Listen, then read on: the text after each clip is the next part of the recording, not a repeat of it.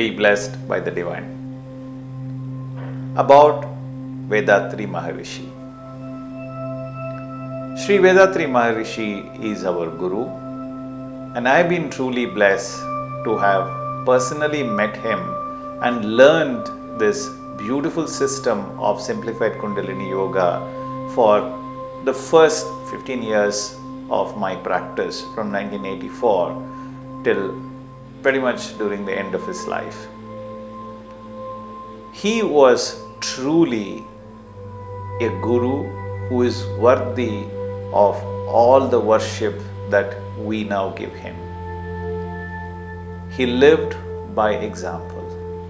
Whatever he taught us, he practiced. He set an example for us, and he asked us not to believe what he told us, but to use our own intelligence, our own intellect, question everything that he taught us, understand them from our own internal research and cognition, and develop further on our own efforts, further from what he has left for us. It is very difficult to find a teacher like that, especially somebody who is very highly evolved, who has gotten so much of revelation, who has written several books, about 75 plus books that he has written and published. Difficult to find a teacher like that who is so humble, who sets a personal example, asks you not to believe him, but to actually believe in yourself. And he used to tell us constantly that you have to believe in the goodness inside you.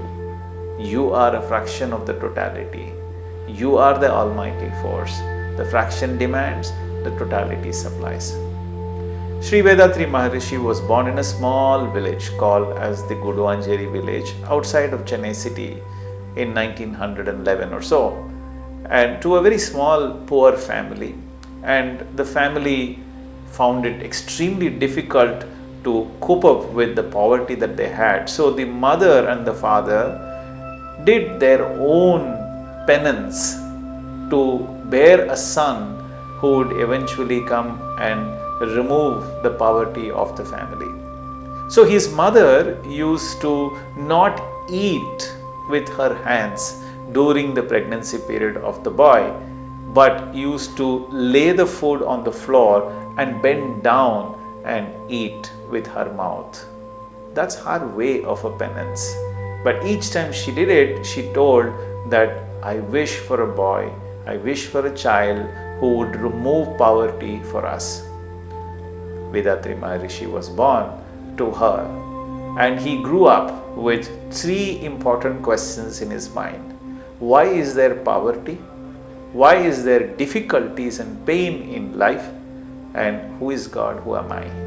So these three sets of questions guided him right through his life.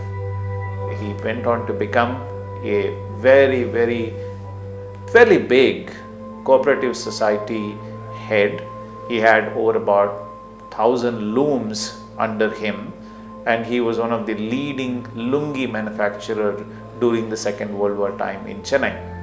But somehow he lost it all, and he dedicated himself for the spiritual success, the spiritual growth, and he set up a trust called as the World Community Service Center, and the trust has grown. The business lost out a leader, but the spiritual world gained a massive leader.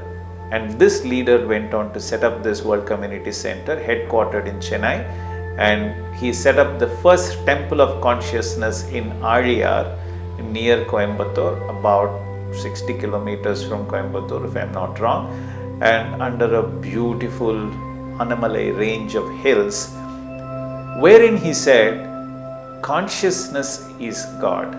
So those who are interested in learning the consciousness based guidance systems such as the simplified Kundalini Yoga system, the Kayakalpa Yoga system, and the simplified physical exercises and the simplified introspection exercises. And these four sets of pillars, as he called it, for the humanities, personality development, form the basis for everything that he did throughout his life. He wrote a book called as The Blueprint for World Peace, which he of course took to the United Nations much later and presented it to them in a group meeting there. And he has tried his level best to promote world peace. And he believed that world peace is possible through individual peace. If you are peaceful, I will be peaceful. If you are peaceful, your family will be peaceful. If your family is peaceful, chances are your neighborhood will be peaceful. Like every family is peaceful in a street, the whole street will be peaceful. And if the streets are peaceful, the city will be peaceful, and so on and so forth. So you can achieve world peace through individual peace. Yes, I know what you're thinking about. It's probably going to take 100 years, 150 years to achieve something like this. But isn't it true that when something evolves, it's a lot more beautiful to watch, and it's permanent and it is long lasting? When there is a revolution, let's say that tomorrow morning the world becomes peaceful because there is a dictator who comes and tells you that from tomorrow you need to be peaceful. Is it first of all feasible? Is it practical? Will it last long? If you see the history of this planet, one revolution has always replaced another revolution in the history. So therefore, evolution is much more permanent and beautiful, and Swamiji believed in that. He believed that every individual must become peaceful. To do that, a systematic, simple practice which is not based on religion but is based on science and logic must be taught to everybody.